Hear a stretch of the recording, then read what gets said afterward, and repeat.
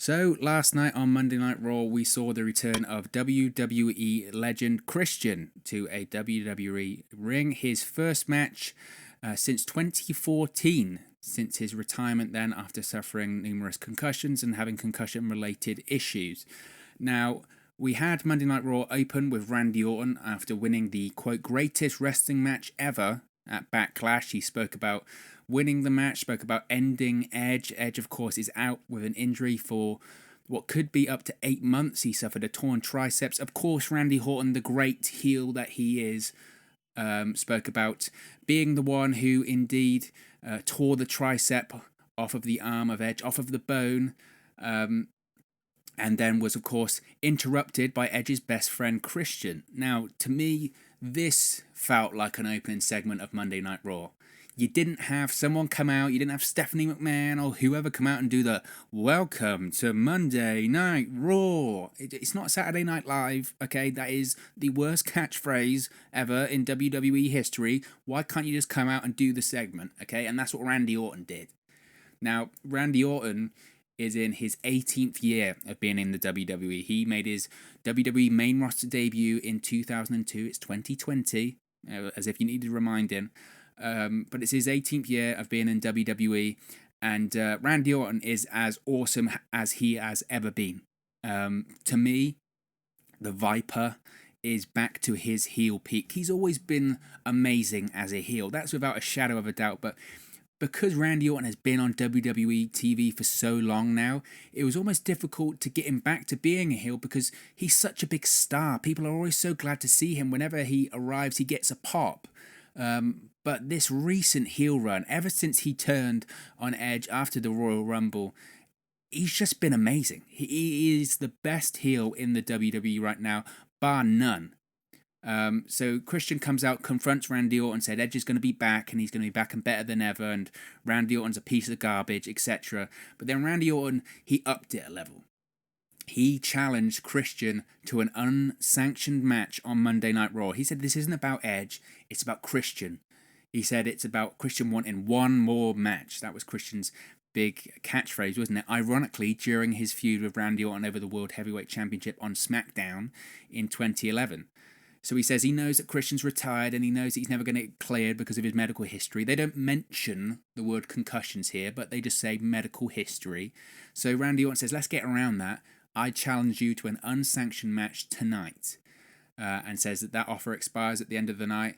And then as he's leaving, he calls Christian a coward. I mean, what a segment. What a segment it was on Monday Night Raw. Two absolute legends and two absolute pros just doing what they do best. It was phenomenal.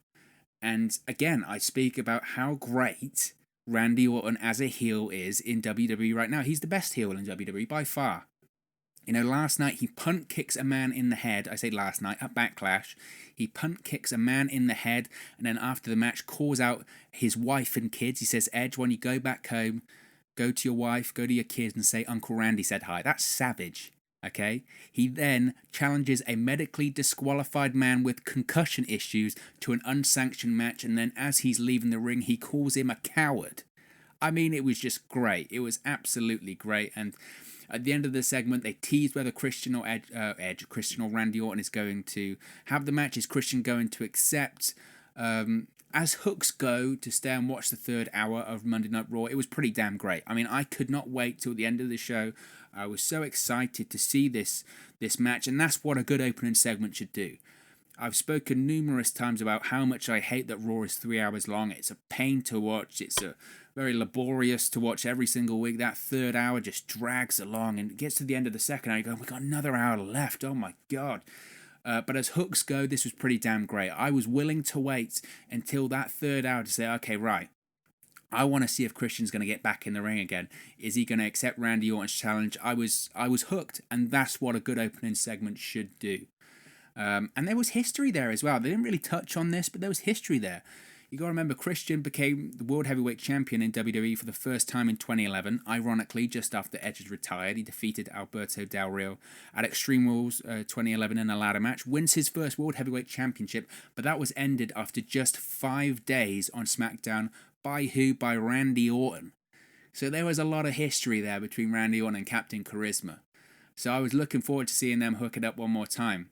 Now, we had a lot of segments throughout the show that I thought were great as well. You had Christian backstage saying, I don't know what I'm going to do. I don't think I can let Randy Orton get away with this one while he was on the phone. And again, it just hyped me up for that final segment. And it would be, and the thing I was thinking the whole time, going, this is going to be great if it happens. This is going to be great. And no doubt, for me, we haven't got the ratings back through yet. We will later today. But for me, this was the reason why people are watching. I would be stunned if we saw a huge drop off in that third hour. We always will, because it's the third hour. You can't get them hooked for all 3 hours. But I think the last few weeks it's been like 1.5 million viewers watching that third hour. I'd like to hope that we'd have higher than that this week, because it would have kept them hooked throughout the show. And they had numerous segments with Christian backstage debating, am I going to do this? Should I do this? Talking to what appeared to be family members, doctors backstage over the phone, going, I know the risks, I shouldn't be in the ring, I know I'm not going to get cleared. But they had these segments, and this reminded me of the good Raws back in the early 2000s, back in the 90s, where you had the opening segment, but you didn't have to wait till the end segment to see the conclusion of it. There was a narrative thread throughout the show. And that, for me, is where professional wrestling, where WWE is at its best. You have the opening segment, which is the hook to get you to the final segment, but there's also a thread you want to tell through the show. And when you've got a 3-hour show like Monday Night Raw, that's exactly what you need.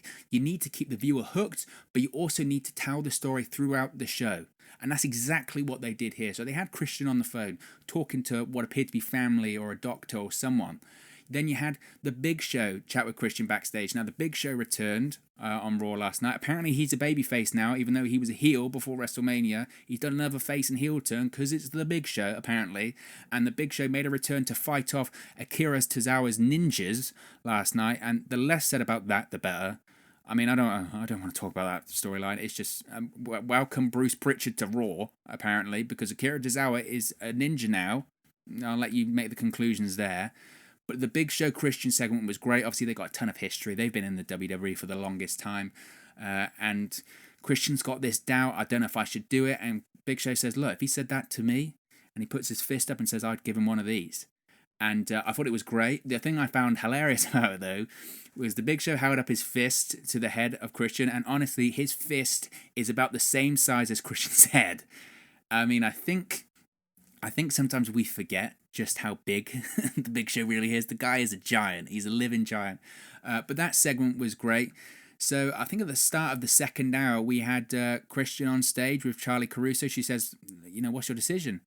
And he just says, I accept. He takes his jacket off, says, I accept. Christian's music plays. Charlie Caruso did a great job of selling the shock. And you're thinking, right, Captain Charisma is back.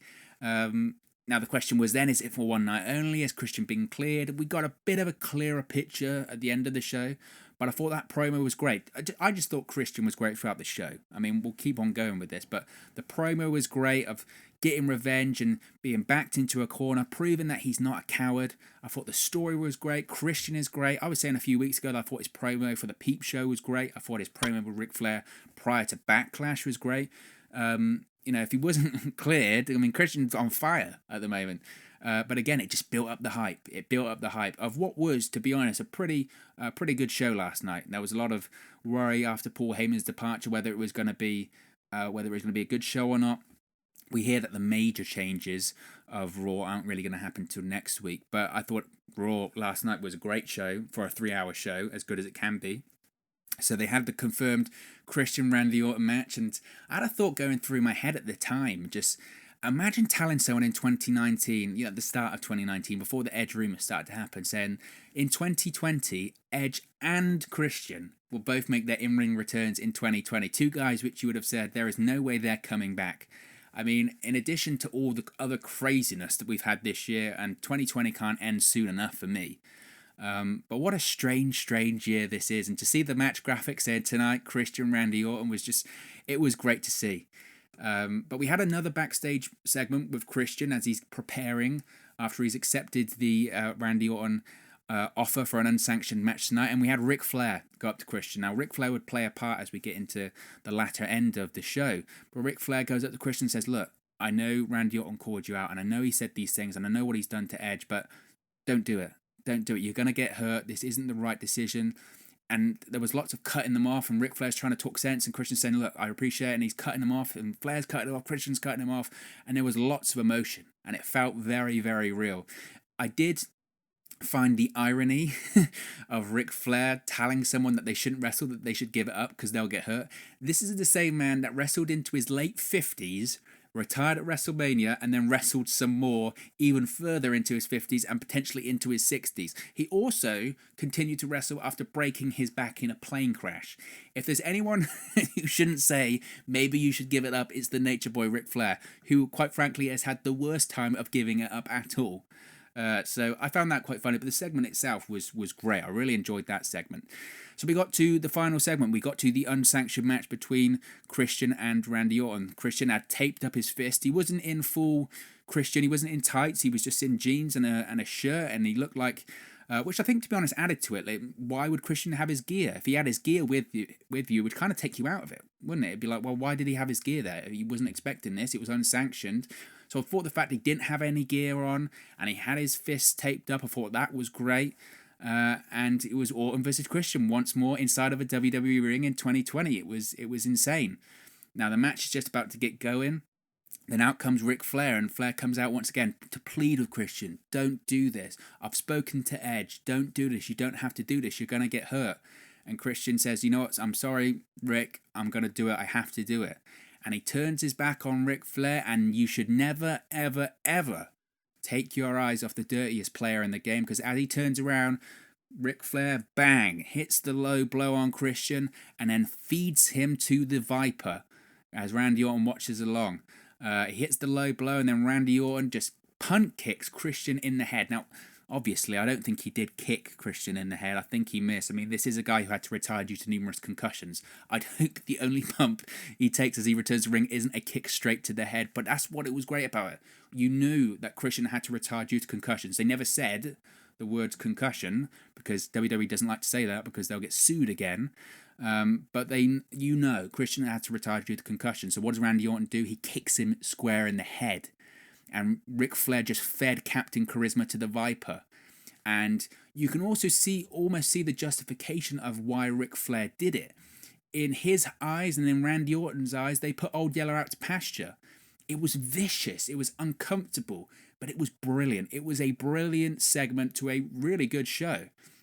And then Randy Orton pins Christian. The only bump Christian took, if you want to call it a bump, it was the kick to the head. And Randy Orton screams at him, "This was your fault. I didn't want to do this. I didn't want this to happen. Why are you even here?" And, Randy Orton, he just punt kicked a man medically disqualified due to concussions in the skull, and then berated him afterwards like it was Christian's fault. And my takeaway from it was, this is Psycho Savage Randy Orton is back. This is 2009. The only thing missing is Randy Orton fully shaving his head and talking about IED or whatever it was, because it was tremendous. Just a brilliant, brilliant segment and a brilliant story throughout the show. And Randy Orton continues to talk to him. He says, "I finished the last chapter of Edge's redemption. I don't want to finish the last chapter of yours, but I had to." And it was brilliant. Punt kicking a man with concussions in the skull. And it just reaffirmed my point at the start of the show and at the start of this video. Randy Orton is the biggest heel in WWE right now. Nobody can touch him. Nobody can touch Randy Orton. This guy is on a roll of, maybe he's doing his best work of his 18 years in WWE. Randy Orton is that good right now. Now, it raises some questions coming out of it of, is Christian really cleared to compete in WWE? The way that they did this angle last night makes me think that that isn't the case, or it's still an ongoing process. It doesn't look to me like Christian is in fact cleared, because there was barely any contact.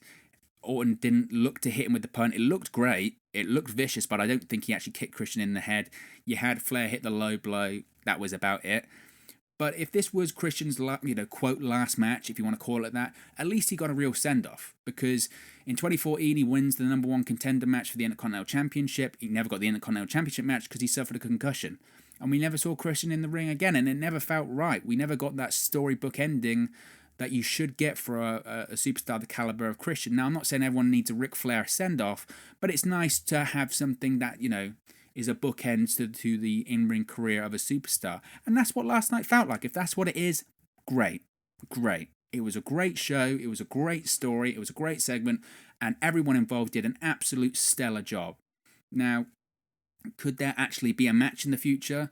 Maybe last night was just, Christian didn't have time to train properly. He was put up on it properly. Who knows? We're without a doubt going to get Edge versus Randy Orton 3 in the future. Some people are saying WrestleMania next year. But now Ric Flair kind of got involved. Maybe Ric Flair's going to be in Randy Orton's corner, and Christian can be in Edge's corner. There certainly ain't going to be a tag match. Ric Flair does not need to be taking any bumps again. But, it raises questions, and it was a narrative thread told throughout the show, and you know what? I thought it was brilliant. And even if Captain Charisma never fully has a match again in WWE, it was the right thing to do, and it told the story post-Backlash, and Randy Orton's hotter than ever. Randy Orton is hotter than ever, and I thought the segment was brilliant. I thought the show was pretty damn good, to be honest. There was lots of things that I liked. There were some things I didn't like. That's Monday Night Raw in a nutshell, though, to be honest. But is there anyone better than Randy Orton right now? I don't think so. Now, of course, this is just one man's opinion.